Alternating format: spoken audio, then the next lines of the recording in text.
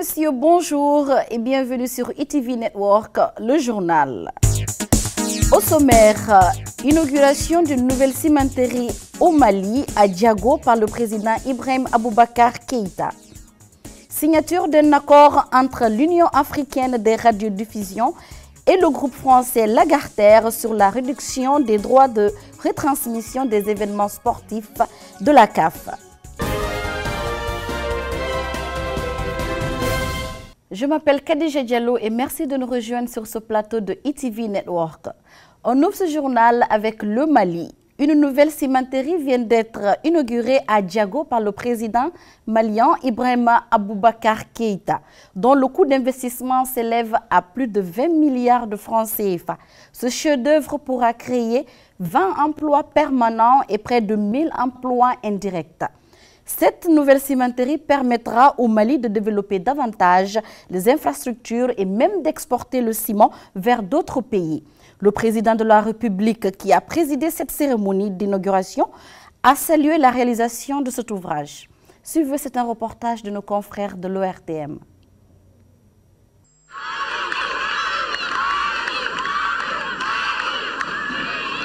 Diago, à 20 km de Bamako, sur la route de Kita. Dans l'agenda du président de la République, Ibrahim Boubacar Keïta, ce jeudi matin, l'inauguration de la nouvelle cimenterie. Une infrastructure bien debout à la hauteur de la coopération entre le Mali et le Maroc. Et ce sont les jeunes qui ont donné l'avant-goût de cette cérémonie en saluant l'arrivée du président de la République à Diago. Une fois dans l'enceinte de l'établissement, le président de la République est accueilli par le Premier ministre, les membres du gouvernement, les présidents des institutions de la République et les partenaires marocains.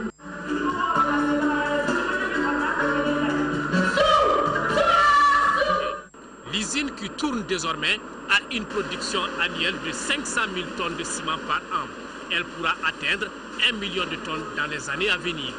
Et l'appétit venant en mangeant, le maire de la commune de Diago a saisi cette occasion pour égrener un chapelet de doléances en faveur de sa commune. Il me paraît important de signaler nos principales préoccupations. Il s'agit de l'équipement de nos maternités et le relèvement du plateau technique du CESCOM de Diago, la clôture de l'école fondamentale de Diago, la construction de nouvelles salles de classe, notamment dans les villages de Diago, Kominda et Sogolomougou. En posant la première pierre de cette infrastructure en 2014, le président de la République, Ibrahim Boubacar Keïta, et sa majesté Mohamed VI, roi du Maroc, avaient vu juste. Excellence, Monsieur le Président, investir dans ce grand pays qu'est le Mali illustre parfaitement les relations séculaires d'amitié et de fraternité que lient la République du Mali et le Royaume du Maroc, ainsi que nos deux peuples. Utilisant une technologie de dernière génération, la nouvelle cimenterie de Diago est un investissement de 20 milliards de francs CFA avec des retombées directes de 200 emplois. Un investissement qui s'inscrit parfaitement dans la vision du président Keïta. L'installation de ce géant industriel doit promouvoir l'emploi, contribuer à la réduction de la pauvreté et valoriser les matières premières locales du pays. Aujourd'hui est un jour faste, un jour de bonheur. Vous vous souviendrez qu'il y a juste 2 ans, en compagnie de Sa Majesté le roi Mohamed VI, qu'Allah subhanahu wa ta'ala l'assiste, nous avons posé la première pierre de cette usine. C'était une promesse. Dans un terrain vague, en broussailles. Aujourd'hui, nous avons une usine telle qu'on a rêvé. Mais le rêve est devenu réalité sous nos yeux. Une usine aux normes les plus indiquées dans le domaine, conforme en tout point aux standards admis, respectant les critères environnementaux et d'une capacité de production extensible. Aujourd'hui 500 000 tonnes, demain 1 million de tonnes et peut-être plus. Voilà la réalité aujourd'hui. En Guinée, les relations entre le gouvernement et le Japon se fortifient avec ce dont japonais d'une importante cargaison de produits chimiques qui serviront à améliorer la qualité de l'eau. Le coût du don s'élève à près de 6 milliards de francs guinéens. Suivez, c'est un compte-rendu de nos confrères de Espace TV. Le gouvernement nippon n'a pas lésiné sur les moyens pour encore une fois assister la Guinée. Ces produits sont composés de chlore et de sulfate. Leur utilité, rendre plus propre l'eau que les Guinéens consomment à la pompe et dans les forages. Tous ces dons s'inscrivent dans le cadre du soutien avéré du peuple et du gouvernement japonais à l'endroit du peuple de Guinée.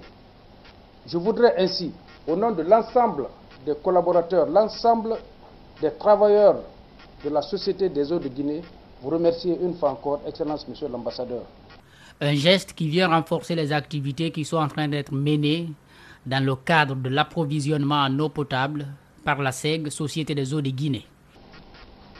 En Afrique, avec l'expansion de l'urbanisation et le développement, le problème de l'eau devient de plus en plus crucial et le problème de l'approvisionnement en eau et de la sécurité humaine de base ont été abordés lors de la conférence internationale de Tokyo sur le développement de l'Afrique. 25 villes sont concernées. La SEG est déterminée à desservir les zones les plus défavorisées. Toujours en Guinée, la filière ananas va connaître une relance grâce à l'initiative du Premier ministre guinéen à travers le Bureau d'exécution stratégique en partenariat avec le ministre de l'Agriculture. Afin de réussir cette relance, un plan d'action a été mis en œuvre pour définir un programme de développement de la filière ananas. Suivez, c'est un reportage de nos confrères de Espace TV. Au cours du premier atelier tenu en début de ce mois, plusieurs contraintes ont été identifiées, mais aussi des solutions pour la chaîne de valeur de l'ananas. La rencontre de ce jeudi vise donc à définir un plan d'action pour le bureau d'exécution stratégique en identifiant les parties prenantes et un budget. Et faire en sorte que les bons acteurs travaillent sur les bonnes initiatives et qu'il y a une bonne répartition des tâches. Et justement, avec tous les experts réunis aujourd'hui, on espère avoir vraiment une forte croyance des vrais experts et des gens qui vont après vraiment aboutir les projets. La relance de cette filière est une initiative du Premier ministre chef du gouvernement, Mamadi Youla. Afin de s'assurer de la relance effective de cette filière ananas, le BES a identifié 3 objectifs clés. Il s'agit de l'augmentation des surfaces à cultiver, passées de 376 hectares en 2016 à 800 hectares en 2020. Augmenter le rendement de 30 tonnes à l'hectare cette année à 50 hectares à l'horizon 2020 et enfin revenir au volume d'exportation de 2006 qui est de 2500 tonnes.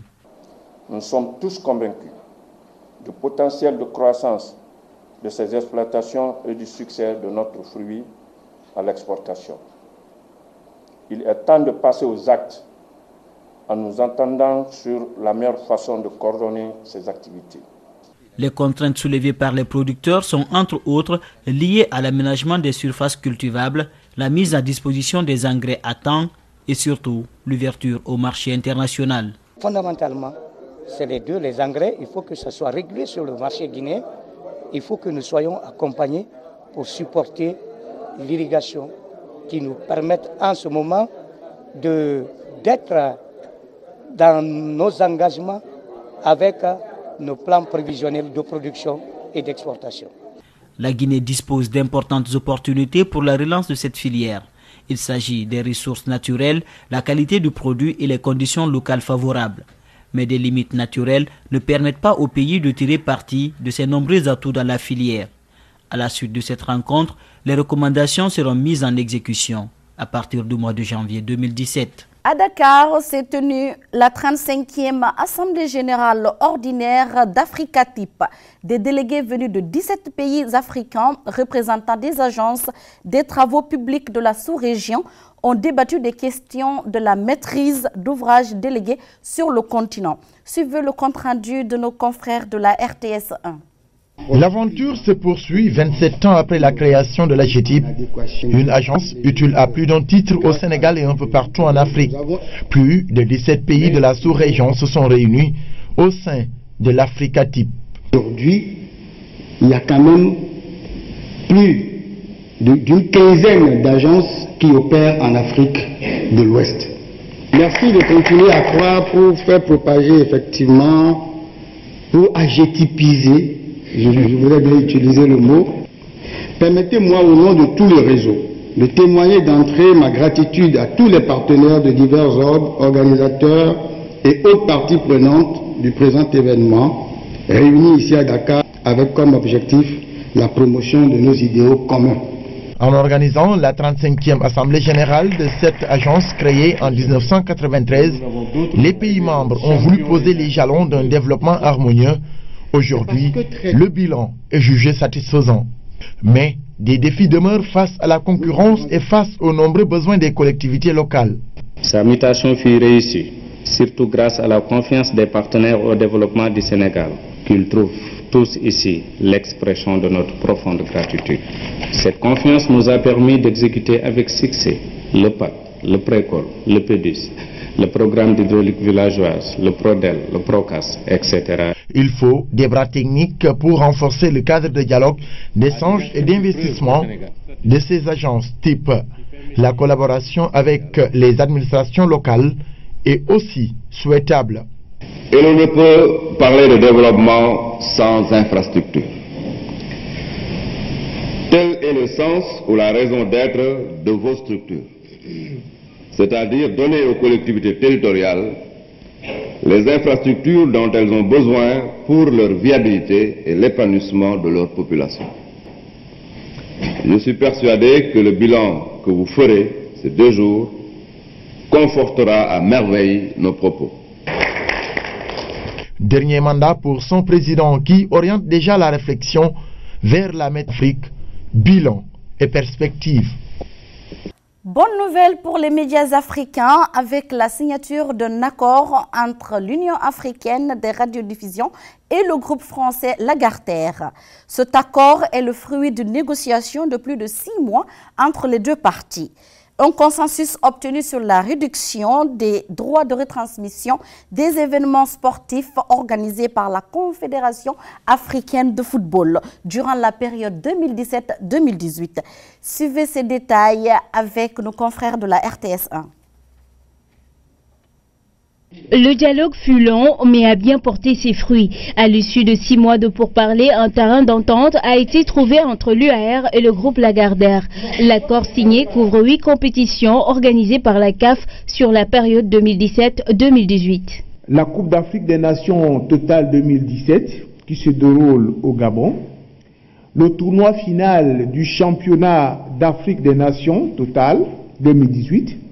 Le tournoi final de la Coupe d'Afrique des Nations de moins de 20 ans 2017, le tournoi final de la Coupe d'Afrique des Nations de moins de 17 ans 2017, le tournoi final de la Coupe d'Afrique des Nations féminines 2018 et le tournoi final de la Ligue des champions de la CAF Total 2017-2018, la finale des Coupes de Confédération de la CAF Total 2017-2018 et la Super Coupe de la CAF Total 2017-2018.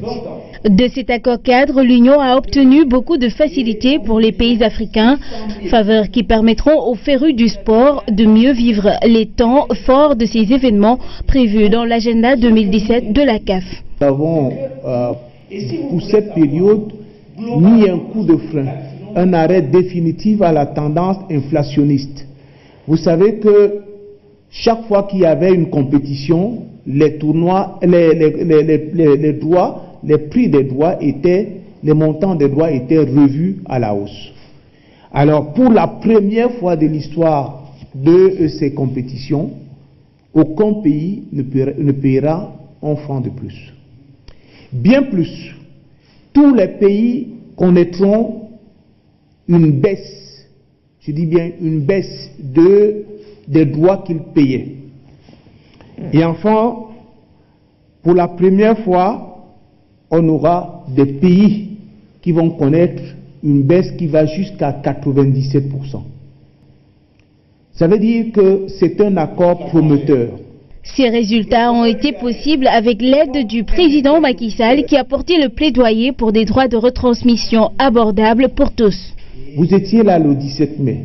lorsque le président Macky Sall a pris sur lui de porter le plaidoyer de la jeunesse, de la population, de l'ensemble des amoureux du football en Afrique, pour demander à l'UAR d'engager des négociations et que ces négociations devraient être basées sur le respect des intérêts communs.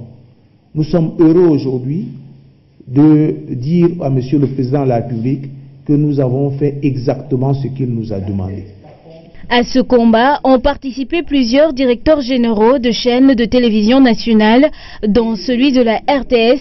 Tous, en collaboration avec l'UAR, ont accordé une importance capitale à l'intérêt général du monde sportif.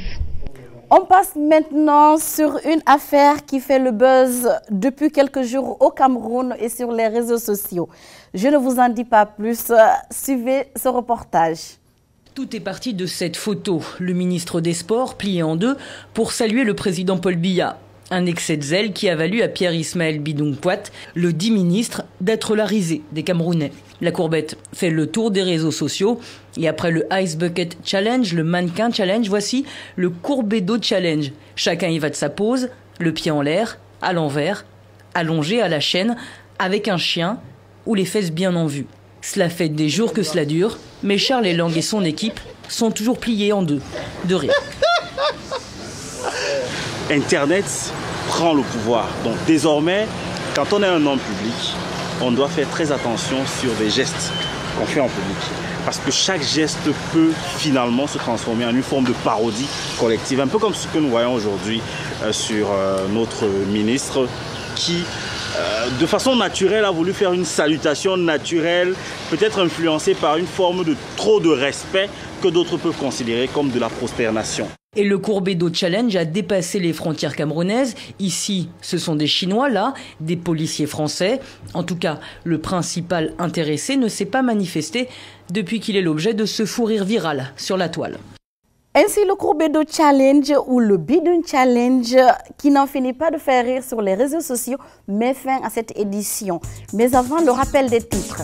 L'inauguration d'une nouvelle cimenterie à Diago, au Mali, par le président Ibrahim Boubacar Keïta. Signature d'un accord entre l'Union africaine des radiodiffusions et le groupe français Lagardère sur la réduction des droits de retransmission des événements sportifs de la CAF. Ainsi s'achève cette édition. Merci de nous avoir suivis et restez fidèles à ITV Network.